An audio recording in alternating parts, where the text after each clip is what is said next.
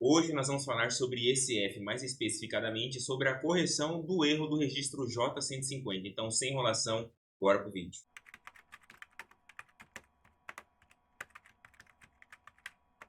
E foi exatamente dessa maneira que esse arquivo de ECF chegou nas minhas mãos. Então, eu vou fazer a correção desse arquivo junto com vocês.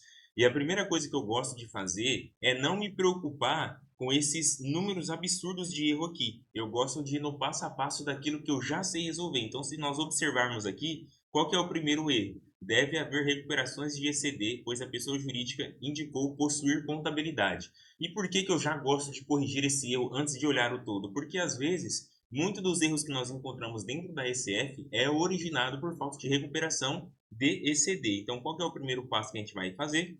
Vim aqui, recuperação dos dados da ECD entregue, vou localizar o arquivo da ECD que a cliente mandou para mim e eu já volto. Então, aqui beleza, ó, encontrei o arquivo do SPED contábil, vou fazer a importação aqui dentro da nossa ECF, vou puxar, remapear os planos de contas contábeis.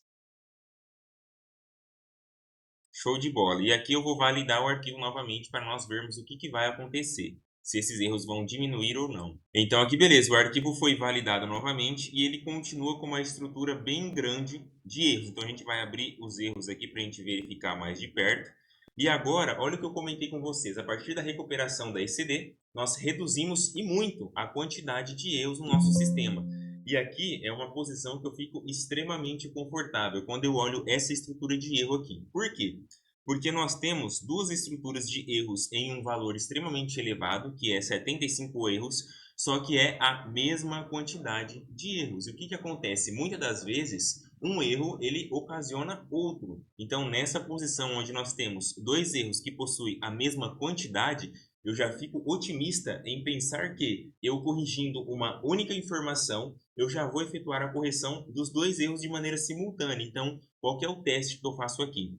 Qual que é o erro mais fácil de ser resolvido? Então, nós temos aqui o primeiro, não foi encontrada nenhuma conta referencial cadastrada para esta conta contábil. E o segundo erro, a conta contábil constante nesse registro deve existir no registro J050 como analítica e deve haver um registro J051 filho.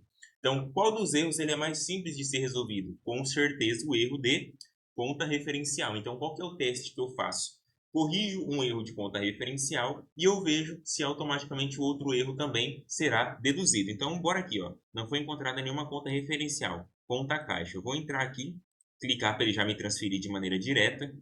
Entrei aqui no registro J050, vou cadastrar uma conta referencial. Então, a gente está falando da conta caixa. Então, a conta referencial vai ser caixa matriz. Vou salvar e vou validar o arquivo novamente para a gente ver o que vai acontecer. Perfeito, então o arquivo foi validado novamente com erros e olha a mágica aqui, pessoal. Automaticamente, ao corrigir a conta referencial, o meu primeiro erro deduziu para 74 e o meu segundo também. Ou seja, qual que é o problema aqui dessa cliente? O problema dela é de conta referencial. E o problema desse cliente estava extremamente tranquilo de ser resolvido. Se o seu problema não é exatamente esse, você está com problemas de efetuar a correção, lembrando que aqui na descrição nós temos o link do nosso WhatsApp e nós efetuamos exatamente esse trabalho. Mais informações eu vou deixar para falar no final do vídeo se você ficar interessado. Mas voltando para esse tema central, como que eu direcionei o meu cliente nesse sentido? O problema dele era com conta referencial, então eu disse a ele, olha, nós podemos trabalhar de duas maneiras. Eu posso corrigir esse erro direto na ECF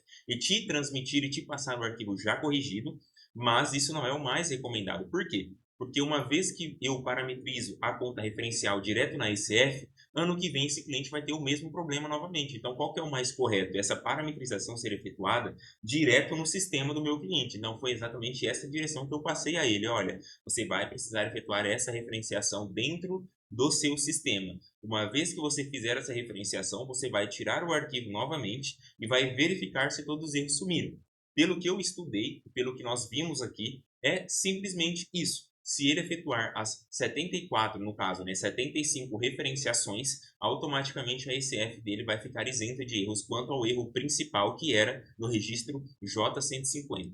E voltando a respeito da nossa consultoria, como que a gente trabalha? Nós pegamos o arquivo dos nossos clientes que entram em contato, fazemos uma análise prévia sem custo nenhum, localizamos a questão de quais são os erros que o arquivo do nosso cliente está, qual que vai ser o trabalho que nós vamos ter para efetuar essas correções, E aí, em seguida, nós passamos o orçamento para o nosso cliente, ou seja, olha, para fazer esse trabalho, para entregar o arquivo já corrigido, o valor é X. Então, uma vez que o orçamento é aprovado, a gente prossegue com o trabalho. Caso o cliente não aprove o orçamento, essa análise prévia que nós fazemos, como eu disse, não tem custo nenhum. Então, era exatamente isso que a gente tinha para o vídeo de hoje. Eu espero que esse conteúdo tenha te auxiliado de alguma maneira e que você tenha conseguido corrigir o seu arquivo também. E se você gostou desse vídeo, não se esqueçam de deixar o like. E se restou alguma dúvida também, pode deixar aqui nos comentários que a gente vai fazer questão de ver todos os comentários e responder todos eles. Então é isso.